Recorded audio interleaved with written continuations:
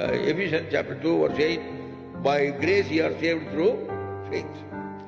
Faith on our part and grace on his part.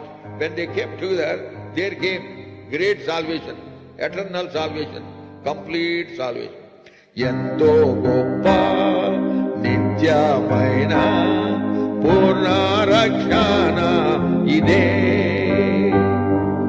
ఎంతో గొప్ప నిత్యమైన పూర్ణ రక్షణ ఇదే.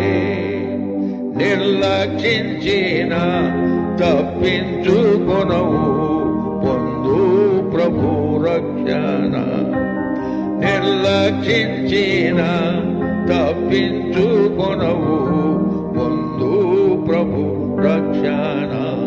Great salvation God has given to us, and eternal salvation, complete salvation.